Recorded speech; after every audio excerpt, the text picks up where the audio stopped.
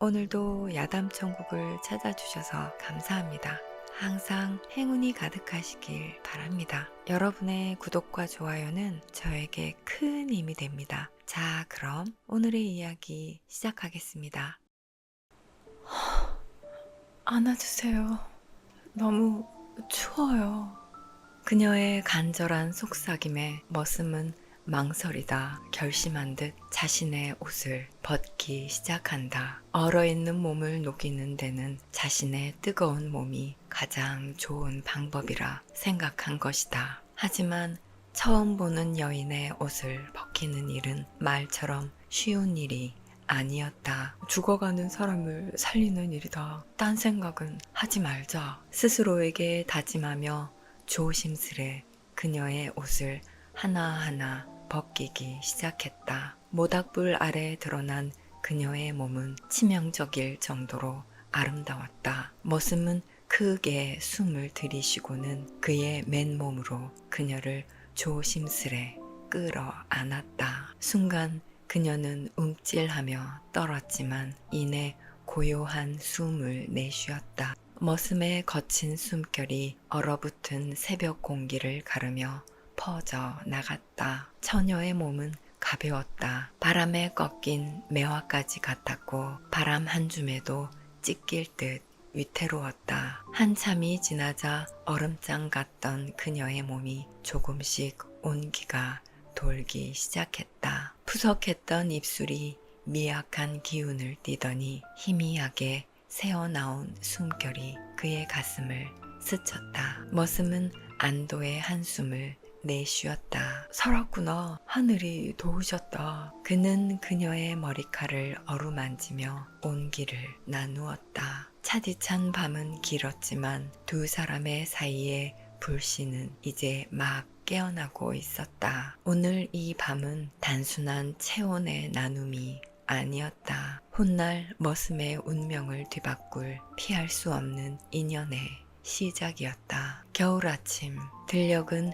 온통 흰 눈으로 덮여 있었다. 닭이 울기도 전 춘돌은 움막 같은 방에서 몸을 일으켰다. 방 안에는 낡은 이불 한 채와 삐걱거리는 나무장 하나뿐. 변변한 세간살이는 없었다. 그는 허리춤에 새끼줄을 감고 달아빠진 집신을 꿰어 신은 채 논길을 향해 걸음을 옮겼다. 새벽바람은 살을 애고 입김은 허공에 쓰러졌다. 춘돌은 원래부터 양반가 머슴의 자식으로 태어났다. 사람들은 머슴을 짐승과 다름없다 여겼다. 말이 머슴이지 이름조차 주인이 부르는 대로 달라졌다. 누군가는 돌쇠라 불렀고 다른 이는 돌이라 불렀다. 하지만 그의 본디 이름은 춘돌이었다. 아버지가 지어준 이름이었다. 봄처럼 따뜻하고 돌처럼 굳세게 살라는 뜻이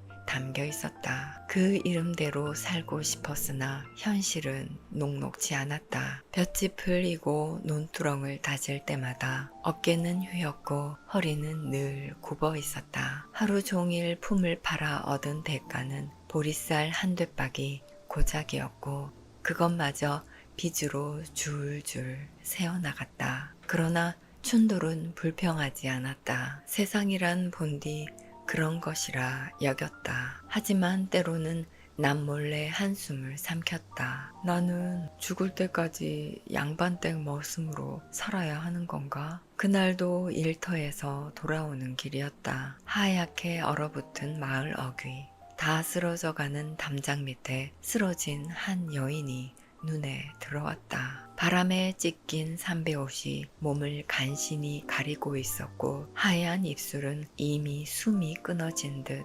고요했다. 춘돌은 눈을 비비며 발걸음을 멈췄다. 세상에 이렇게 추운 밤에 누가 저리 쓰러져 있단 말인가? 그의 가슴이 덜컥 내려앉았다. 삶이 고단함에 지쳐 늘 고개 숙이고 걷던 발걸음이 순간 빨라졌다. 이것이 머지않아 그의 운명을 바꾸게 될 인연의 시작이었다. 연화는 본디 고을에서 이름난 양반가의 딸이었다. 아버지는 학문에 밝아 서당에서 아이들을 가르쳤고 어머니는 자애로워 집안을 늘 정갈히 꾸렸다. 푸른 기와집 안채에서 자란 어린 연화는 경전을 읽고 붓을 들어 글을 익혔다. 다른 집 교수들이 수놓기에만 힘쓸 때 그녀는 주역과 사주 명리학 책을 가까이 하였다. 또한 부적을 쓰는 솜씨도 남달라 그녀의 부적에는 신비로운 힘이 서려 있었다. 그러나 연화의 세상은 하루아침에 무너졌다. 아버지가 관의 일에 연루되어 억울한 옥살이를 하다 그만 옥중에서 세상을 떠나고 말았다. 한순간 집안은 몰락해 친척들마저 등을 돌렸다. 어머니와 함께 시골로 흘러 들어갔으나 끝내 어머니마저 병으로 연화 곁을 떠나고 말았다. 홀로 남은 연화는 장터 끝자락에 자리를 잡았다. 낡은 종이와 붓을 앞에 두고 사람들의 사주를 보고 풀이해주고 부족을 써주며 삶을 이어갔다. 병든 아이의 집에서는 그녀의 부적을 받아갔고 장정들은 앞날의 운세를 물으며 몇잎의 엽전을 쥐어주었다. 사람들은 처음엔 믿지 않았다. 그러나 그녀가 써준 부적을 지니고는 밤낮을 괴롭히던 병치레가 누그러지거나 흉몽이 사라지는 일을 겪자 차츰 입에서 입으로 소문이 번졌다. 몰락한 양반가의 딸이 기이한 재주를 지녔다더라. 하지만 세상의 시선은 늘 곱지만은 않았다. 한낱 여인이 감히 사주를 보고 부적을 쓴다며 수근거리고 손가락질하는 이들도 많았다. 연화는 그럴수록 더욱 고개를 숙이고 붓을 잡을 때는 진심을 다했다. 그러나 그 마음가짐조차 혹한의 겨울밤 앞에는 무너졌다. 굶주림과 추위에 지친 몸은 결국 눈보라 속에 쓰러지고 말았다. 바람에 찍힌 삼배옷이 몸을 간신히 가렸고 의식은 서서히 꺼져갔다. 그 순간 연화의 마지막 남은 숨결이 하얀 겨울 하늘로 흩어지려 할 때 낯선 사내의 그림자가 다가오고 있었다. 춘돌은 다 쓰러져가는 담장 밑에 쓰러져 있는 여인을 보았다. 몸은 바람에 찢긴 삼배옷에 겨우 쌓여 있었고 얼굴은 창백하여 숨이 붙어 있는지조차 분간하기 어려웠다. 춘돌은 놀라 허리를 굽혀 그녀의 얼굴을 살폈다. 얼굴은 고왔으나 그 빛은 이미 사라져 있었다. 손끝은 얼음장 같았고 입술은 푸르게 굳어 있었다. 숨결이 느껴지지 않아 가슴이 덜컥 내려앉았다. 그는 잠시 망설였다. 머슴의 신분으로 낯선 여인을 거두는 일은 쉬운 선택이 아니었다. 자칫 잘못되기라도 해서 누명을 쓸 수도 있었고 자신의 입에 풀칠하기도 어려운 형편이었다. 하지만 오늘 같은 날 쓰러진 이를 내버려 둔다는 것은 곧 닥칠 죽음을 외면하는 것이나 다름없었다. 죽어가는 사람을 살리는 일이다. 하늘이 보고 계신다. 스스로에게 다짐하며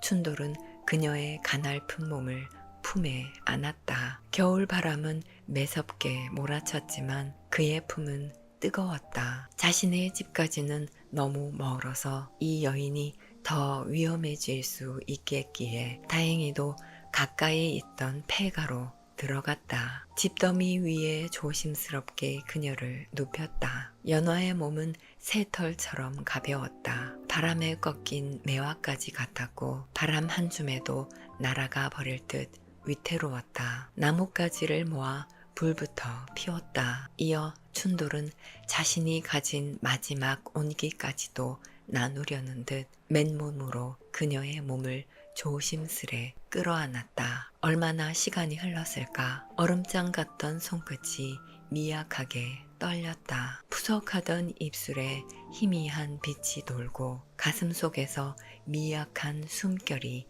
다시 살아났다. 춘돌은 안도의 한숨을 내쉬었다. 살았구나. 다행이다. 하늘이 도우셨구나. 그는 그녀를 더 깊숙이 품에 안으며 온기를 놓치지 않으려 애썼다. 차디찬 겨울밤, 그 품 안에서 꺼져가던 불씨가 다시 살아났다. 그리고 그것은 두 사람의 운명을 바꿀 인연의 시작이었다. 새벽녘 폐가의 어둠 속에서 연화가 천천히 눈을 떴다. 어렴풋한 불빛이 비추는 천정은 낯설었고 이내 자신이 아무것도 걸치지 않은 채 낯선 사내의 품에 있었다는 사실을 깨닫고 놀라 두 눈을 크게 떴다. 이게 무슨 짓입니까? 연화의 목소리는 여전히 힘이 없었지만 두려움으로 떨리고 있었다. 춘돌은 그녀의 말을 듣자 다급히 고개를 숙이며 손을 들어 보였다. 아씨, 오해 마시오. 얼어 죽어가는 몸을 살리려면 제 온기밖에 방법이 없었소. 하늘을 두고 맹세하건대 사사로운 뜻은 추워도 없었소. 연하는 숨을 몰아쉬며 그의 눈빛을 바라보았다. 그 눈 속에는 욕망이나 꿍꿍이가 아니라 그저 살리려는 진심이 어려 있었다. 그러자 그녀의 어깨에서 긴장이 서서히 풀리기 시작했다. 춘돌은 재빨리 옆에 있던 그녀의 옷가지들로 몸을 덮어주었다. 그의 몸가짐은 조심스러웠고 거칠지 않았다. 연하는 옷자락을 여미며 떨리는 숨을 고르더니 가늘게 고개를 숙였다. 살려주신 은혜는 잊지 않겠습니다. 무엇으로 은혜를 갚아야 할지 제 처지가... 연화가 말을 잇지 못했다. 춘돌은 조용히 웃으며 대답했다. 죽어가는 이를 살렸으니 그것으로 되었소. 죽지 않고 살아주어 고맙소. 연화는 그 말을 듣자 다시금 그의 눈을 바라보았다. 삶과 죽음의 경계에서 자신을 지켜준 것은 그저 한 머슴이었다. 지금 이 순간만큼은 세상 그 누구보다 든든한 기둥처럼 느껴졌다. 춘돌의 집에서 며칠 동안 보살핌을 받은 연하는 서서히 기운을 회복했다. 춘돌은 아침마다 일터에 나갔고 연하는 그가 두고 간 마른 나무로 화롯불을 지피며 조용히 몸을 가누었다. 그러던 어느 날이었다. 옆집에서 아이의 울음소리가 끊이질 않았다. 알고 보니 밤마다 악몽에 시달려 잠을 이루지 못하고 저렇게 울어댄다는 것이었다. 춘돌에게 이야기를 전해 들은 연화는 아이의 이름과 나이, 태어난 시를 알아봐 주시겠어요? 춘돌은 의아해하면서도 연화가 허튼 말을 하지는 않을 거란 믿음에 옆집 아이 엄마에게 물어보고는 연화에게 알려주었다. 연화는 조용히 붓과 종이를 찾았다. 그녀는 허리를 곧게 세우고 앉아 먹을 갈아 붓끝을 적셨다. 눈빛이 고요히 가라앉고 손끝에서 흘러나오는 글귀는 힘이 있었다. 주역의 구절을 본뜬 부적이 종이 위에 빠르게 새겨졌다. 아이의 이름과 생년월일에 맞는 기운을 다스리는 글자를 덧붙였다. 이 부적을 아이 베개 안에 넣으라 하십시오. 악몽이 아이를 괴롭히지 못할 것입니다. 연하의 목소리는 나직했으나 단호했다. 아이의 어머니가 의심 반 기대 반으로 그 종이를 받았고 며칠 뒤 연화를 찾아왔다. 정녕 신기합니다. 아이가 밤새 울지도 않고 잘 잤습니다. 그녀의 눈빛은 신기함과 감사로 빛났다. 춘돌은 옆에서 그 광경을 지켜보았다. 그는 처음으로 알았다. 이 여인이 단순한 불쌍한 떠돌이가 아니라 하늘이 내린 재주를 품은 사람임을. 가난한 머슴인 자신이 품에 안아 살린 그 순간부터 이미 자신도 알 수 없는 길 위에 서 있음을 깨달았다. 연화는 부끄러운 듯 고개를 숙였다. 이건 어릴 적 배운 글의 힘일 뿐입니다. 하지만 이렇게라도 쓰일 수 있다면 살아갈 이유가 생기겠지요. 춘돌은 깊이 고개를 끄덕였다. 그의 눈 속에서 단순한 연민이 아니라 경외와 신뢰가 함께 서려 있었다. 이제 두 사람의 인연은 목숨을 나눈 연을 넘어서 서로의 운명을 바꾸는 길로 나아가고 있었다. 며칠이 지나자 옆집 아이가 밤마다 편히 잠든다는 이야기가 마을에 삽시간에 퍼졌다. 사람들은 장터에 모일 때마다 수군거렸다. 몰락한 양반가의 딸이라던데 신묘한 글씨로 아이를 고쳤다잖아. 부적 한 장으로 병이 낫는다는 말이야? 허튼 소리 아니겠지? 호기심을 품은 이들이 하나 둘 춘돌의 집을 찾았다. 장정은 앞날의 운세를 물었고 부인은 병든 남편의 쾌유를 빌며 부적을 청했다. 연화는 붓을 잡을 때마다 정성을 다했다. 사람들이 전하는 이름과 생년월일을 적어두고 그에 맞는 글귀를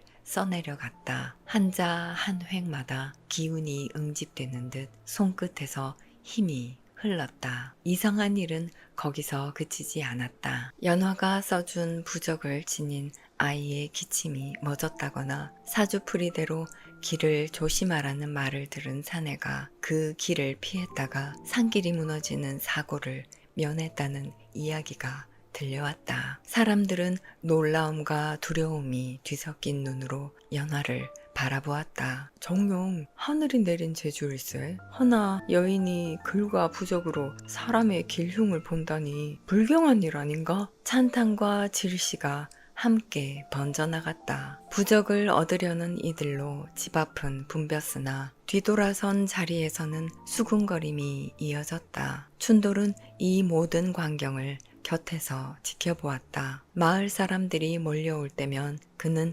그늘처럼 곁에 서서 연화를 지켰다. 그의 눈길에는 이제 단순한 보호만이 아니라 이 여인이 세상에 드러낼 힘에 대한 경외심이 어려 있었다. 그날 밤 춘돌은 홀로 앉아 속으로 중얼거렸다. 연화 씨는 분명 하늘이 보낸 분이시다. 내 삶이 보잘것없어도 이 인연만은 놓쳐서는 안 될 것이야. 그렇게 마을에 소문이 퍼지고 두 사람의 운명은 점점 더 큰 파도 속으로 걸어 들어가고 있었다. 연화의 재주는 이웃 마을을 넘어 관아에까지 흘러 들어갔다. 처음에는 작은 소문이었다. 아이의 병을 고쳤다느니 장정의 앞날을 맞췄다느니 하는 이야기가 장터를 타고 전해졌다. 그러나 입에서 입으로 이어지는 동안 그녀의 재주는 마치 신내림을 받은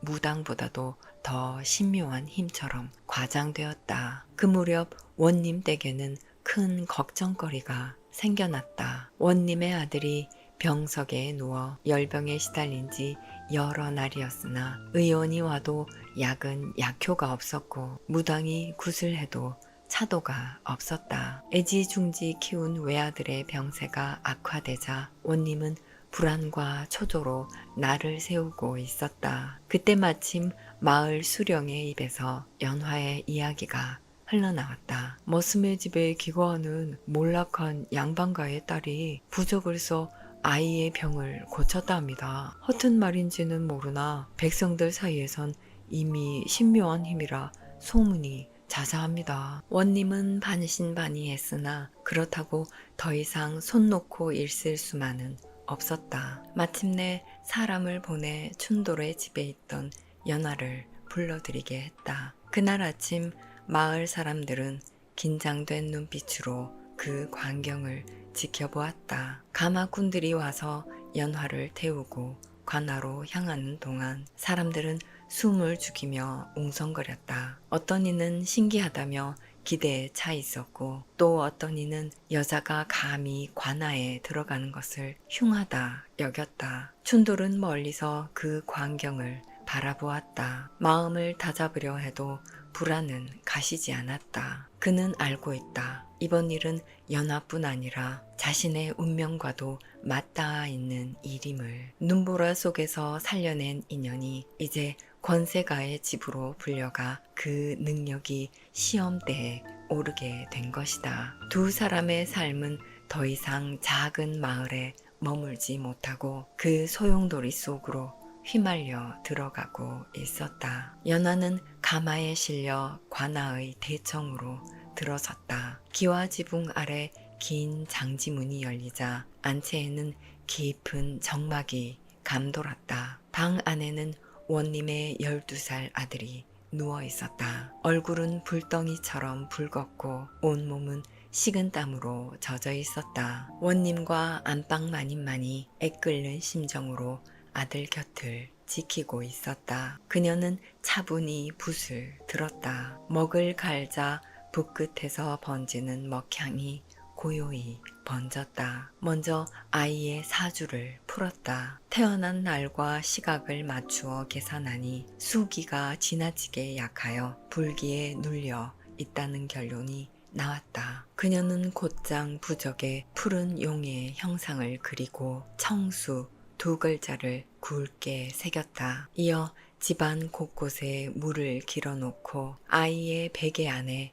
그 부적을 넣게 했다. 방 마루 밑에도 아궁이 위 선반에도 곳곳에 부적을 두라 하였다. 원님과 안방 마님은 숨죽여 지켜보았다. 시간이 얼마나 흘렀을까? 끓어오르던 아이의 호흡이 서서히 가라앉고 떨리던 손발이 고요히 멎었다. 얼굴에 엷은 안색이 돌자 원님과 안방 마님은 놀란 눈빛을 주고받았다. 원님은 자리에서 일어나 연화를 똑바로 바라보았다. 그의 눈 속에는 경계와 의심이 여전히 남아 있었지만 그보다 앞서 놀라움과 고마움이 묻어났다. 대청 밖에 있던 하인들까지 웅성거렸다. 정녕 병세가 누그러진 게 틀림없구나. 연화는 겸손히 고개를 숙였다. 이것은 하늘이 내려주신 이치일 뿐입니다. 그 말에 원님의 표정은 더욱 굳어졌다. 그는 알았다. 지금 이 순간 자신이 본 것은 단순한 요행이 아니라 진정한 재주라는 것을. 연화가 원님의 아들을 살렸다는 소문은 관아 안팎으로 삽시간에 퍼졌다. 하인들은 수군거리며 신기하다 했고 마을 사람들은 더욱 크게 떠들어댔다. 그러나 모두가 기뻐한 것은 아니었다. 원님 때 구슬했던 무당은 불편한 기색을 감추지 못했다. 자신이 며칠을 구판을 벌이고도 소용없던 일을 한 여인이 붓으로 해결한 것이다. 그의 자존심은 땅에 떨어졌고 더는 그 집안에서 부르는 일도 사라질 터였다. 또한 몇몇 아전 역시 곱게 보지 않았다. 머슴의 집에 기거하는 여인이 관아에 불려와 감히 대청 한가운데 앉는 모습이 불쾌하기 그지없었다. 천한 신분에다 여인 주제에 글을 안다니 그 자체가 질서에 어긋나는 일이다. 그들은 속으로 혀를 차며 틈만 나면 험담을 늘어놓았다. 결국 무당과 아전 몇이 서로 뜻을 모았다. 이 일이 오래가면 우리 채통은 땅에 떨어진다. 허튼 술수로 사람들을 홀린 것일 뿐이니 반드시 거짓임을 드러내야 한다. 그들은 은밀히 계략을 꾸미기 시작했다. 연화가 쓴 부적을 훔쳐내 불태우거나 거짓 증인을 세워 다 꾸며낸 거짓이라고 모함하려는 속셈이었다. 겉으로는 조용했으나 연화에게는 이미 어두운 그림자가 드리우고 있었다. 연화는 이런 사정을 알지 못한 채 여전히 겸손히 고개를 숙이고 있었다. 하지만 그녀가 발휘한 재주는 이미 권세와 이해관계가 얽힌 자리 위에 놓여 있었고 그 빛은 누군가의 질투를 자극하기에 충분했다. 연화가 원님의 아들을 살린 지 사흘이 지났다. 그 사이 병세는 눈에 띄게 호전되었고 아이는 다시 밥을 먹고 웃음을 보였다. 안방 마님의 얼굴에는 모처럼 안도하는 기색이 어려 있었다. 그러나 그 평안은 오래가지 못했다. 무당과 아전들은 이미 모략을 꾸며두고 있었다. 아전 하나가 한밤중에 몰래 아이 방 마루 밑에 있던 부적을 훔쳐내어 불에 던졌다. 다음날 아침 아이가 다시 기침을 하고 열이 올랐다. 그들은 기다렸다는 듯 원님 앞에 나아가 소리쳤다. 보시오, 부적이 오히려 해를 끼친 것이 분명하오. 저 여인은 술수로 사람들을 홀려 재물을 탐하려는 것이 분명합니다. 무당은 눈물을 흘리며 억울한 듯 호소했다. 소인은 온 정성을 다해 굿을 했습니다. 저희 여인이 들어와 부적을 써서 아이의 병이 더 나빠진 것입니다. 이는 요망한 글귀가 잠시 사람을 속인 것이지 진짜가 아닙니다. 일부 아전들도 거들었다. 머슴집 여인이 감히 부적을 쓰는 것부터 불경입니다. 당장 죄를 물어 곤장이라도 치셔야 합니다. 연하는 졸지에 억울하게 누명을 쓰고 원님 앞에 무릎을 꿇게 되었다. 춘돌은 안색이 창박해진 채 그 곁에 서 있었다. 그는 감히 입을 열지 못했으나 눈빛에는 참을 수 없는 울분이 차올랐다. 대청 안은 무거운 기운으로 가득 찼다. 불과 며칠 전만 해도 모두가 감탄했던 연하였으나 이제는 한낱 거짓 술수를 부리는 자로 몰려 매질을 당할 위기에 놓여 있었다. 그 순간 원님의 눈빛은 흔들렸다. 아들을 살린 은혜와 아전들의 말 사이에서 그의 마음은 갈피를 잡지 못하고 있었다. 연하의 운명은 이제 바람 앞에 등불처럼 위태롭게 흔들리고 있었다. 대청의 밤 공기는 싸늘했고 사람들의 시선은 연하를 겨눴다. 연하는 대청 마당으로 끌려나와 무릎을 꿇고 있었다. 차가운 땅에 무릎이 닿자 뼛속까지 시린 기운이 전해졌다. 양옆에는 무당과 아전들이 늘어서서 그녀를 향해 손가락질하며 독을 품은 눈빛을 보냈다. 대청 한가운데 앉은 원님은 팔거리에 기대 앉아 눈을 감고 생각에 잠겨 있었다. 대청 마당은 모여든 사람들의 웅성거림으로 삽시간에 소란스러워졌다. 연하는 억울함을 호소하려 했으나 말이 입술 끝까지 올라왔지만 다시 삼켰다. 자신이 무슨 말을 해도 이들은 믿지 않을 것임을 알고 있었기 때문이다. 춘돌은 옆에 서서 이를 악물었다. 그의 손은 떨렸고 이마에는 굵은 땀이 맺혔다. 그러나 머슴 신분으로 감히 나서면 오히려 연화에게 더 화가 될까 이러지도 저러지도 못하고 그저 울분을 삼킨 채 연화를 지켜보는 수밖에 없었다. 그때 안채에서 급한 정갈이 들어왔다. 도련님의 열이 다시 치솟는다는 소식이었다. 연화는 조용히 허리를 굽혀 아이를 직접 살필 기회를 달라 청했다. 원님은 한숨을 길게 내쉰 뒤 아이 방으로 들게 하라는 손짓을 보냈다. 아이 방은 눅진한 열기로 가득했다. 연화는 눈을 감고 맥을 짚었다. 호흡은 가파르고 불기는 머리끝에 몰려 있었다. 그녀는 물동이를 가져오게 했다. 집 북쪽 우물의 첫 물을 그릇 4개에 나누어 담게 하고 방 4모퉁이에 놓게 했다. 문지방 위에는 푸른 실 한올을 메어 바람이 들 때마다 서늘한 기운이 돌게 하였다. 먹을 갈아 붓끝을 적셨다. 종이 위에 현무의 형상을 그리고 청수와 감노 2 글자를 겹쳐 새겼다. 베개의 솔기에 맞추어 가늘게 접어넣고 이마와 단전에 손을 얹어 기운을 내렸다. 방 안의 등잔불이 한결 누그러졌다. 아이의 숨이 길어지고 달아올랐던 얼굴빛이 조금씩 달라졌다. 땀방울이 관자놀이를 따라 또렷이 맺히더니 한참 후에는 깊고 규칙적인 숨소리가 흘러나왔다. 안방마님은 참았던 숨을 내쉬었다. 연화는 조용히 일어나 문을 닫고 대청으로 돌아가 고개를 숙였다. 아이 방에서 따라온 하인이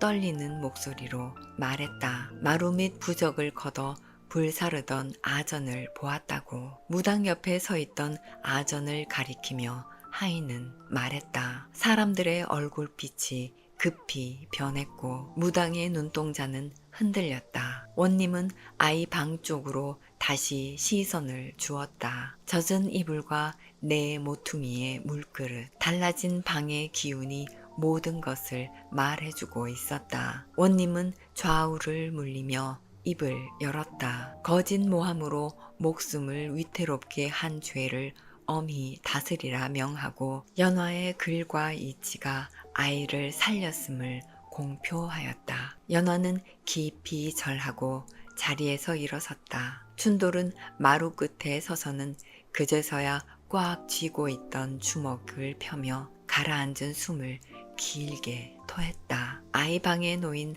맑은 물과 한 장의 글은 누구도 부정할 수 없는 연화의 능력이 진심임을 밝히는 증거가 되었다. 대청을 가득 채웠던 어수선한 기운이 가라앉자 원님은 잠시 생각에 잠겼다. 그는 연화를 바라보다가 시선을 춘돌에게로 옮겼다. 초라한 옷차림에 구부정한 어깨, 하지만 두 눈에는 굳은 결의가 서려 있었다. 원님은 춘돌이 연화를 구해준 이야기를 들어 알고 있었다. 원님은 모든 인연의 시작이 바로 이 머슴에게 있음을 깨달았다. 저 사내가 아니었으면 이 여인은 목숨을 부지하지 못했을 터. 결국 내 아들의 목숨 또한 이 사내가 건진 것이나 다름없구나. 원님은 그렇게 혼자 중얼거리며 마침내 결단을 내렸다. 그는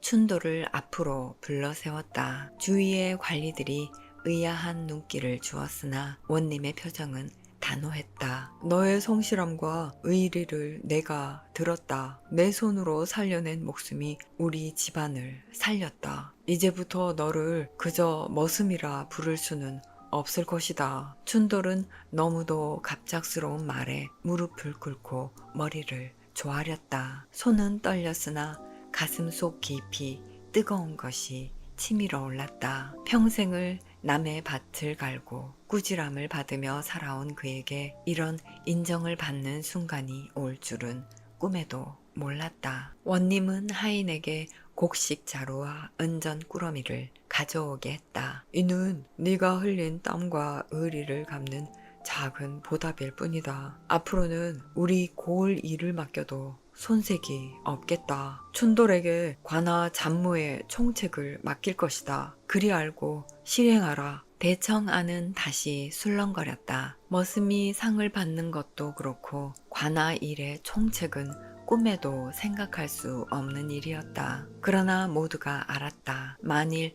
춘돌이 연화를 거두지 않았다면 오늘의 기적은 결코 일어나지 않았을 것임을. 연화는 눈시울이 붉어진 채 춘돌을 바라보았다. 죽음의 문턱에서 자신을 살려준 그가 이제는 세상 사람들 앞에서 정당한 인정을 받는 순간이었다. 춘돌은 연화를 향해 깊이 고개를 숙였다. 이 모든 것이 아씨 덕분입니다. 저는 그저 작은 생명을 살리려고 했을 뿐입니다. 그러나 그 겸손한 말 속에서도 그의 삶에 처음으로 자부심이 피어오르고 있었다. 겨울 끝자락 차가운 바람은 여전히 고을을 스쳤으나 춘돌과 연화의 앞길에는 더 이상 어두운 그림자가 드리워져 있지 않았다. 머슴으로 태어나 평생 고개 숙이고 살아온 사내는 이제 성실과 의리를 인정받아 사람들 앞에 당당히 설 수 있었다. 몰락한 양반가의 외로운 딸은 죽음의 문턱에서 되살아난 뒤 자신의 재주를 세상을 살리는 길에 쓰게 되었다. 사람들은 두 사람의 이야기를 오래도록 이야기했다. 어른들은 아이들에게 이 이야기를 들려주며 덕을 가르쳤다. 가난해도 사람의 도리를 잃지 않으면 언젠가 하늘이 반드시 복을 내어준단다. 장터의 사람들은 연화를 찾아 부적을 청했고 춘돌의 이름은 더 이상 머슴이라는 멸시가 아닌 선행과 믿음을 지닌 사람으로 불리게 되었다. 눈보라 속에 꺼져가던 작은 불씨가 두 사람의 품에서 살아나 세상으로 번져 갔다.